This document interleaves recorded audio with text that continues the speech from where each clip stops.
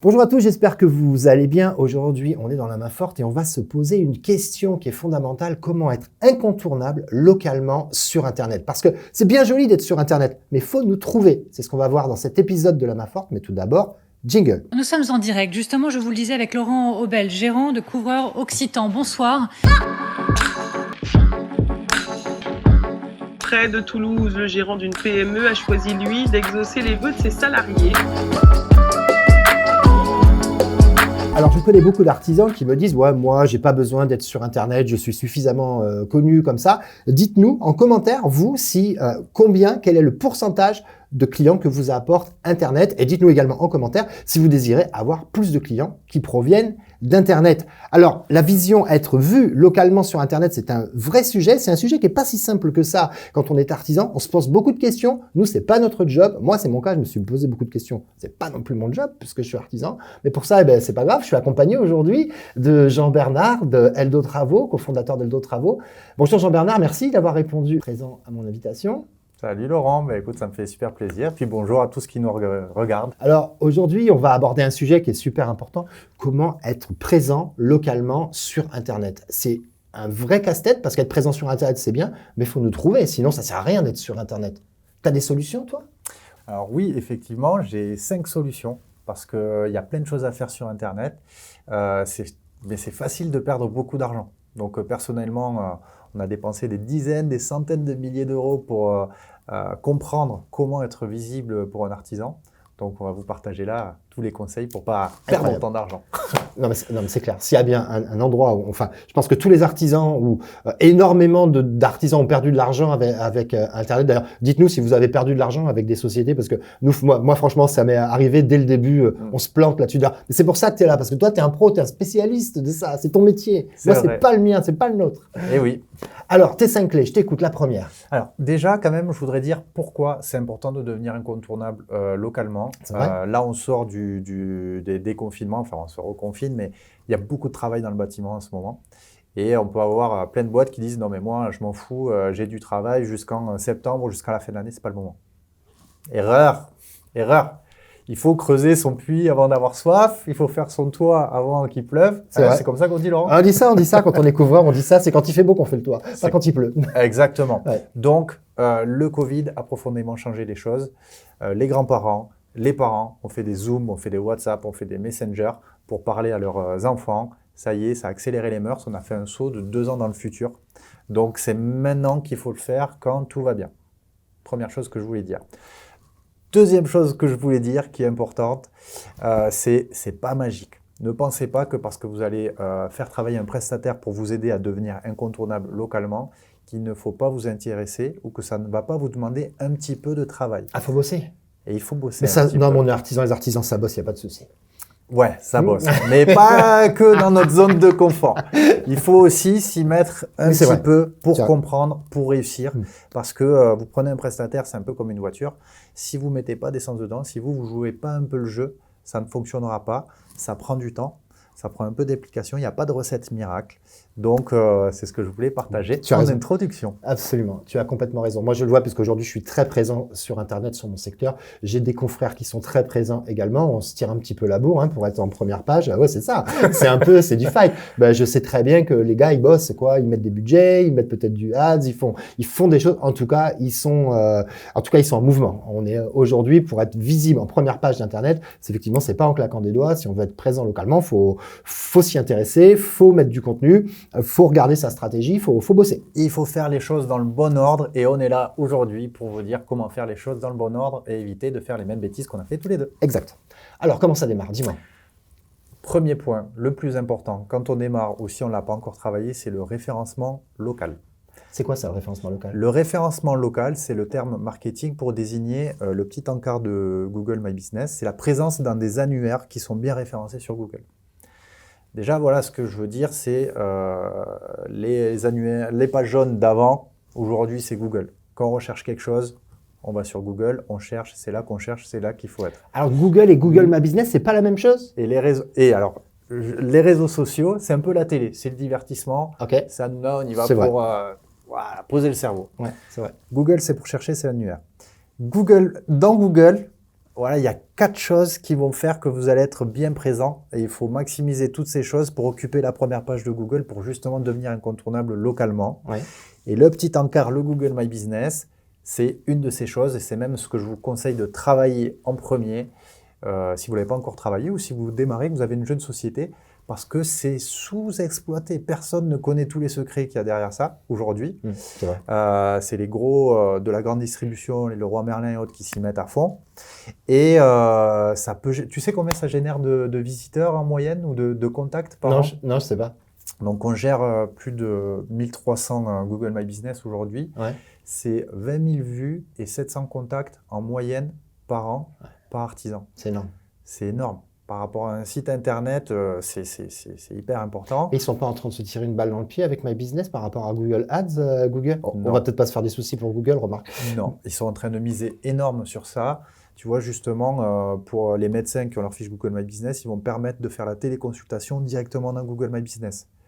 Pour les restaurants qui ont des Google My Business, ils vont permettre de faire directement de la commande, de la livraison et de voir le trajet dans Google My Business. Ils sont en train de mettre une stratégie énorme Google dessus. Donc, ça va devenir payant. Et c'est en train de devenir payant. Ah, d'accord. Et donc, vous, avec Eldo Travaux, vous tenez à jour les pages Google My Business de vos artisans? On a effectivement, sur les 3 logiciels qu'on propose, un logiciel qui permet de prendre les informations de ce Google My Business et de l'envoyer à plein d'annuaires, de l'envoyer sur Waze. Et c'est un des critères qui permet de maximiser la visibilité de ce Google My Business. Okay. Et après, on vous donne aussi des outils et des conseils pour maximiser la visibilité du Google My Business, qui est pour moi aujourd'hui, c'est vraiment incontournable, c'est le premier truc à travailler. Ok, très bien. Ensuite, après ça alors, on a compris pour Google My Business. La deuxième clé La deuxième clé, les avis clients. Ah, les fameux avis clients. Les avis clients. Quand on s'est lancé avec notre solution d'avis clients en 2016, j'avais encore des pros qui disaient « Ah mais non, les clients ils sont jamais contents, on va se prendre que des cartouches. » Ou alors « J'ai pas besoin de ça, moi tout le monde me connaît localement, je suis le meilleur. » Covid est passé par là. Est-ce que tu sais en moyenne combien de sources d'informations va regarder un particulier avant de signer un devis? Non, je ne sais pas du tout. Alors c'est 90% des consommateurs qui vont chercher sur Internet des avis sur l'entreprise et en moyenne, c'est 5 sources. Incroyable. 5 sources d'informations. Ouais. Sur Google, sur le site, sur le Facebook. Voilà.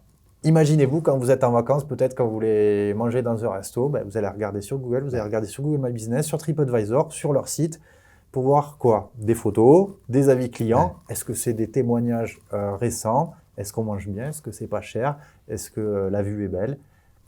C'est pareil pour les travaux. Tu as raison, mais tu sais que c'est valable pour les avis clients, mais pas que.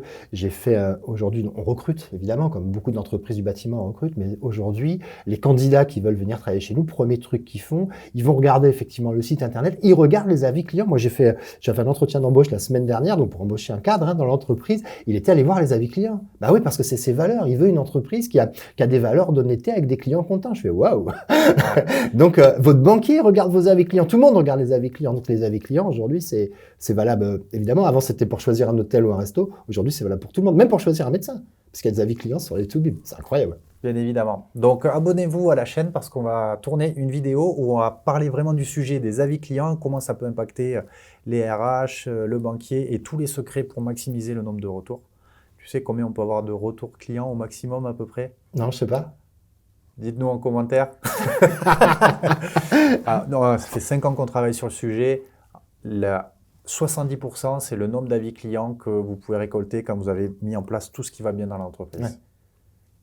Mais on vous donnera tous les conseils dans une vidéo pour faire ça. Ok. Troisième chose. Donc, on a vu le Google My Business, les avis clients. Troisième chose. Troisième chose, donc le site internet. C'est aussi sa carte de visite digitale. C'est important d'en avoir un.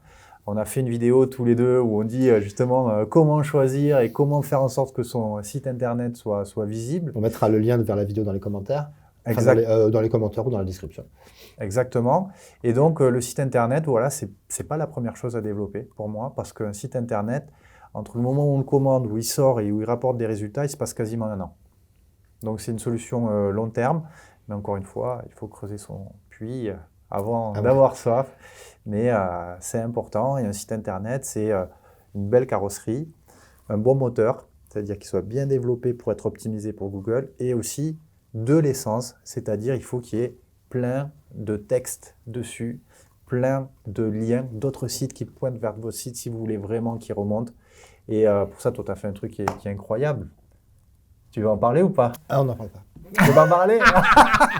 Oui, effectivement, on peut en parler de mettre du contenu de qualité. Nous, on a fait aujourd'hui un lexique du couvreur qui est fait pour accompagner en fait nos clients, et on s'aperçoit qu'effectivement, il y a plein de gens qui viennent sur notre site parce qu'ils sont intéressés pour reconnaître ce que c'est que nous, un arrêtier, une rive ou quelque chose comme ça. Alors, c'est vrai que ça nous donne énormément de liens vers notre site. En revanche, ce sont des demandes francophones. Elles sont pas localisées parce qu'aujourd'hui, on a aussi bien des clients qui sont du nord de la France, du sud-est, un peu de Grenoble, peu importe, qui viennent voir un petit peu partout, tout simplement parce qu'ils veulent des informations. Ouais. Mais effectivement, ça a été par contre, c'était bien joué parce que ça nous a permis d'avoir beaucoup de trafic sur notre site, clairement. Et c'est toujours le cas d'ailleurs.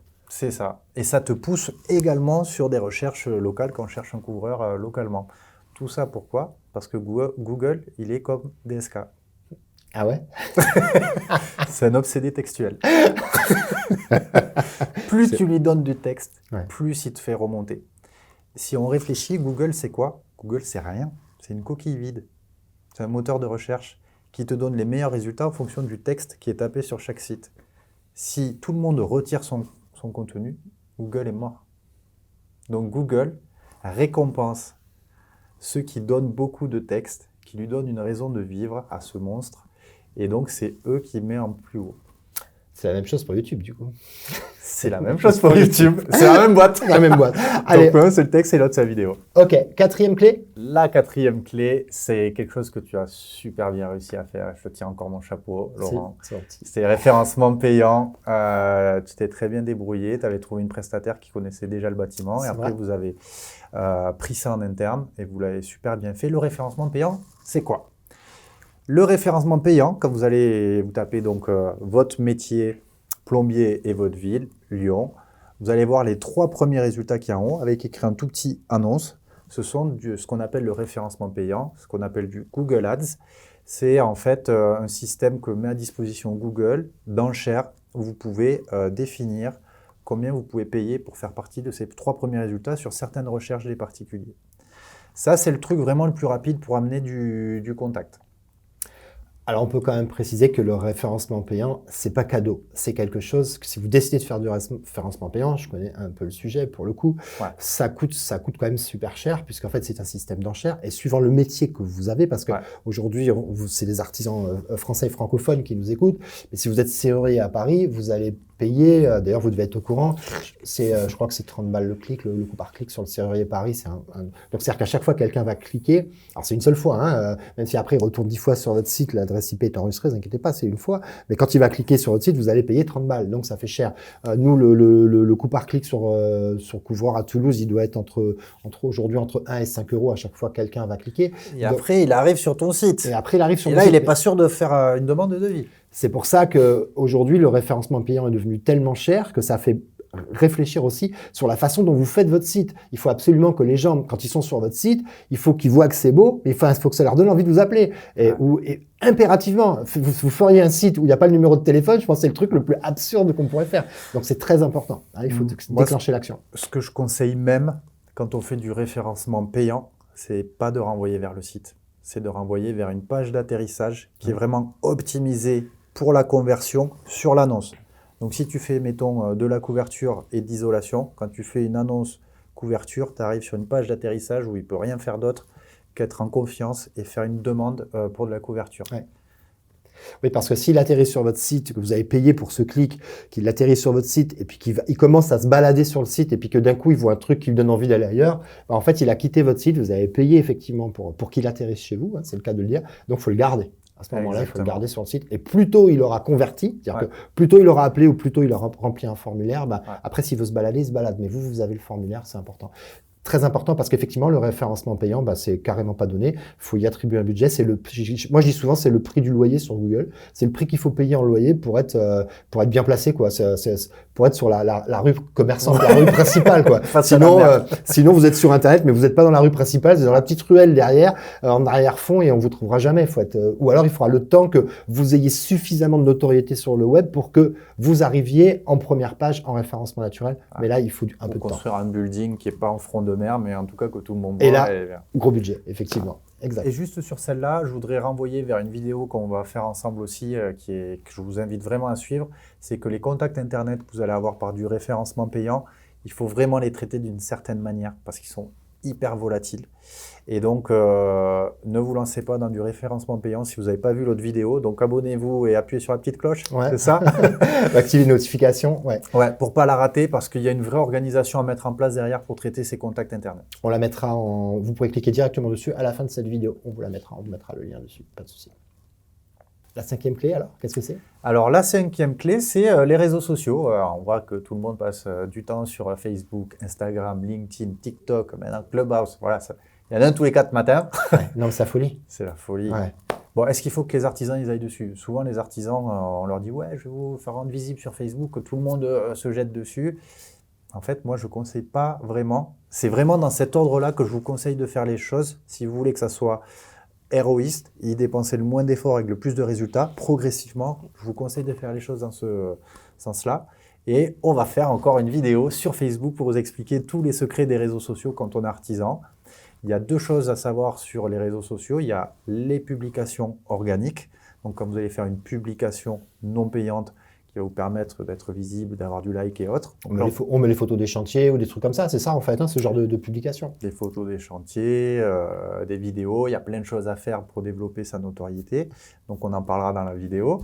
Et il y a aussi la publicité sur Facebook. Il y a aussi ses particularités. Donc, dans la vidéo dédiée, on vous donnera tout ça. Ok, super. C'était voilà, les 5 choses à savoir. Et avec ça, vous êtes incontournable sur Google et sur les réseaux sociaux. Et c'est magnifique. Votre croissance est juste inarrêtable quand vous connaissez tout ça. Bien, vous avez les clés pour être visible localement. J'espère que cette vidéo vous a plu. Si vous n'êtes pas abonné, faites-le. Donc, on a fait le point sur ces 5 clés pour être visible localement sur Internet. Si vous ne savez pas trop où vous en êtes, on peut vous proposer un audit personnalisé. On vous mettra le lien tout simplement en description de la vidéo. Si vous n'avez pas encore de site Internet, vous avez regardé cette vidéo mais vous n'avez pas de site Internet, vous pouvez cliquer sur la vidéo qui s'affiche ici et vous avez des conseils pépites absolument à avoir avant de vous lancer et de choisir votre prestataire Internet. Merci d'avoir suivi cette vidéo, j'espère qu'elle vous a été utile. Merci à toi Jean-Bernard de m'avoir soutenu pour ces précieux conseils et on vous dit à la semaine prochaine. Bye bye.